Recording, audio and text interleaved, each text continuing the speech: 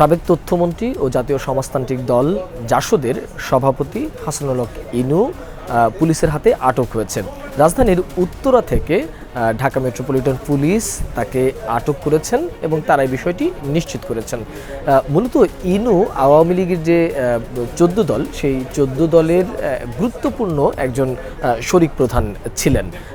বলা হচ্ছে যে এবারের যে শিক্ষার্থীদের বৈষম্য বিরোধী ছাত্র আন্দোলন, সেই ছাত্র আন্দোলনকে দমাতে গিয়ে আওয়ামী লীগ তড়িৎ গতিতে যে আসলে একটি 14 দলকে নিয়ে বৈঠক করেছিলেন, সেই বৈঠকে এই ইনু গুরুত্বপূর্ণ ভূমিকা পালন করেছিলেন।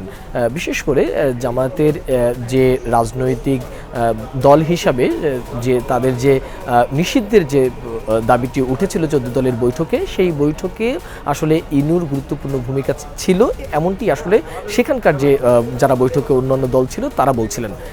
এই ইনু এর আগেও আসলে আমরা দেখেছি তিনি নানাভাবে বিতর্কিত একজন ব্যক্তি ছিলেন এবং বিভিন্ন দল, বিশেষ করে আওয়ামী লীগের তিনি শরিক দলের অংশ থাকলেও আওয়ামী লীগের মধ্যেই আবার অনেকেই বলছেন যে তিনি যখন বঙ্গবন্ধুকে হত্যা করা হয় তখন সেই যে তখন ট্যাঙ্কের উপরে দাঁড়িয়ে উল্লাস করা ব্যক্তিও এই হাসানুল হক ইনু। এছাড়া তিনি বেশ কিছুদিন ধরে যখন ক্ষমতার মসনদে আওয়ামী লীগ আসে তখন সেই আওয়ামী লীগের সাথে নিজেকে জড়িয়ে বেশ সুবিধা তিনি নিয়েছেন। একবার মন্ত্রী হয়েছেন, তথ্যমন্ত্রী থাকাকালীন সময়ে বিভিন্ন গণমাধ্যমের টুটি চেপে ধরবার চেষ্টা করেছিলেন এবং নানাভাবে তিনি বিতর্কিত বক্তব্য নানাভাবে তিনি দিয়েছেন। বিশেষ করে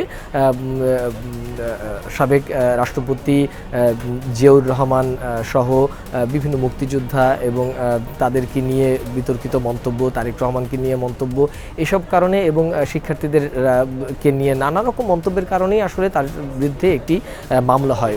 বিশেষ করে তার বিরুদ্ধে যে এখন হত্যা মামলাটি রয়েছে, এই হত্যা মামলা ছাড়াও তার বিরুদ্ধে বিএনপিও অভিযোগ এনেছেন যে তিনি জিয়াউর রহমানকে নিয়ে কুরুচিপূর্ণ বক্তব্য দিয়েছেন। সেরকম আসলে তার বিরুদ্ধে নানা রকমের অভিযোগ রয়েছে।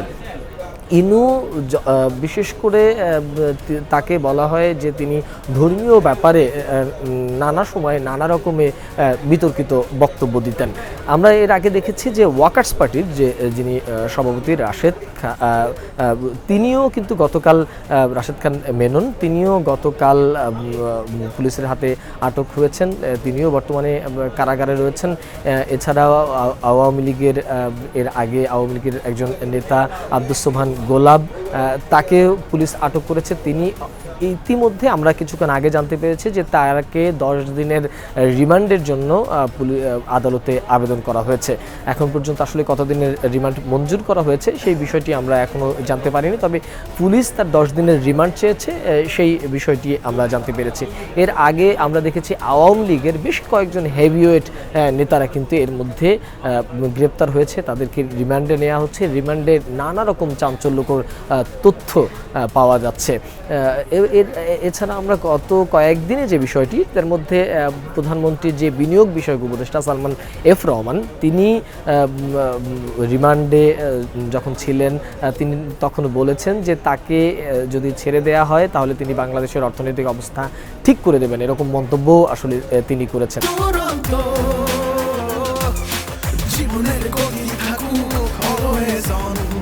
সাবেক তথ্যমন্ত্রী ও জাতীয় সমাজতান্ত্রিক দল জাসদের সভাপতি হাসানুল হক ইনু পুলিশের হাতে আটক হয়েছেন।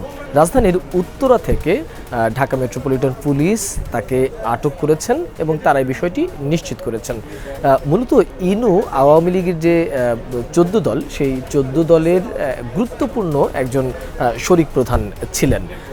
বলা হচ্ছে যে এবারের যে শিক্ষার্থীদের বৈষম্য বিরোধী ছাত্র আন্দোলন, সেই ছাত্র আন্দোলনকে দমাতে গিয়ে আওয়ামী লীগ তড়িৎ গতিতে যে আসলে একটি 14 দলকে নিয়ে বৈঠক করেছিলেন, সেই বৈঠকে এই ইনু গুরুত্বপূর্ণ ভূমিকা পালন করেছিলেন।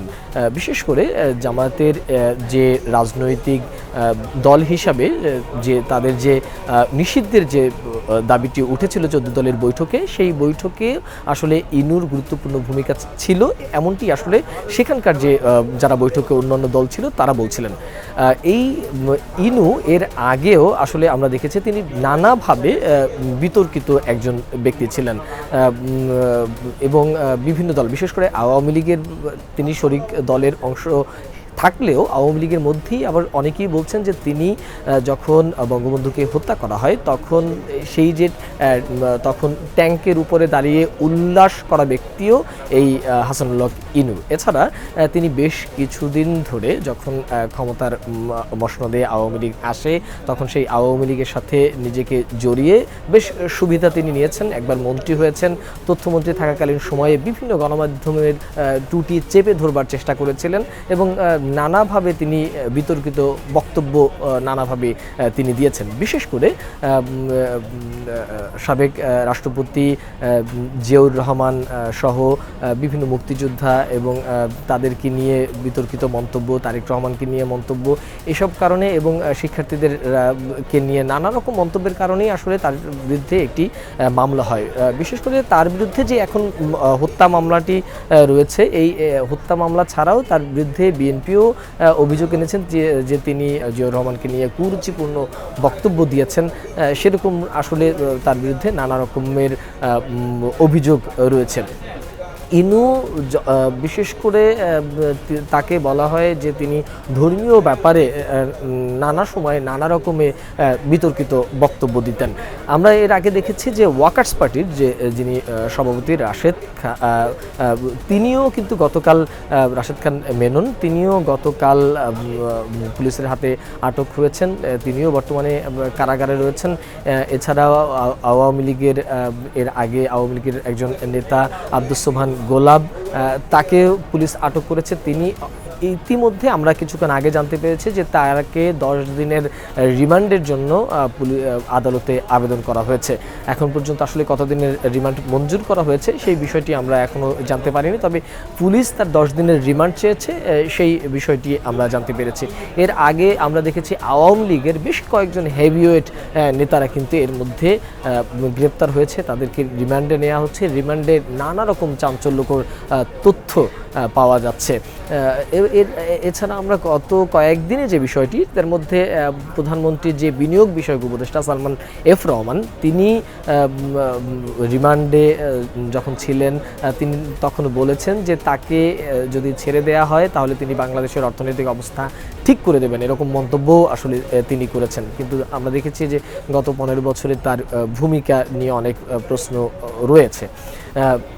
যেটি বলছিলাম যে হাসানুল হক ইনু আওয়ামী লীগে থাকাকালীন সময়ে, বিশেষ করে আওয়ামী লীগের শরিক থাকাকালীন সময়ে তিনি নানা সময়ে তার ভোট না থাকলেও তিনি যে কোনোভাবে আওয়ামী লীগের সাথে সমঝোতা করে ওই আসনগুলো থেকে নির্বাচিত হয়ে আসতেন এবং একসময় আওয়ামী লীগের একজন প্রভাবশালী মন্ত্রীও ছিলেন। কিন্তু এইবারের যে দ্বাদশ জাতীয় সংসদ নির্বাচন, সেই নির্বাচনটির প্রেক্ষাপট কিন্তু আসলে ভিন্ন ছিল।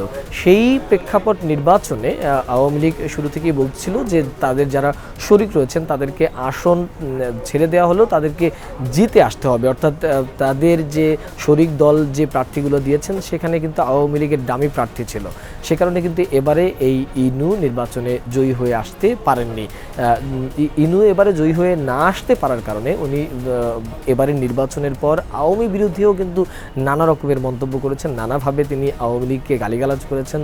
তিনি গত এর আগের নির্বাচন প্রক্রিয়াগুলো নিয়েও প্রশ্ন করেছেন, অর্থাৎ যখনই তিনি নিজে সুবিধা পাননি তখনই কিন্তু আসলে নানা রকমের বক্তব্য তিনি দিয়ে আসছিলেন। সর্বশেষ আওয়ামী লীগের সাথে সম্পর্ক যখনই টানাপোড়েন অবস্থায়, ঠিক তখনই আমরা দেখেছি যে এই ছাত্র আন্দোলনের সময়ে যে একটি 14 দলের আওয়ামী লীগের সাথে বৈঠক হয়, সেই বৈঠকেও তিনি গুরুত্বপূর্ণ ভূমিকা পালন করেছিলেন। তবে একটি বিষয় এখানে সবথেকে গুরুত্বপূর্ণ, সেটা হচ্ছে এবারে এবারে ছাত্র জনতার অভ্যুত্থানে শেখ হাসিনা সরকারের পদত্যাগ হয়েছেন, সাবেক প্রধানমন্ত্রী শেখ হাসিনা দেশ ছেড়ে পালিয়ে গেছেন, কিন্তু এই কোটা সংস্কার আন্দোলনে শিক্ষার্থীদের পক্ষে কখনো তাকে অবস্থান নিতে দেখা যায়নি, কখনো কোনো বিবৃতি দিতে দেখা যায়নি এবং শিক্ষার্থীদের পাশে কখনোই তাকে দাঁড়াতে দেখা যায়নি, যেটা এর আগে নানা সময় নানা ইস্যুতে তিনি ফেসবুকে সরব ছিলেন বা গণমাধ্যমে সরব ছিলেন, কিন্তু এই ইস্যুতে কিন্তু একদম শুরু থেকেই এই হাসানুল্লাহ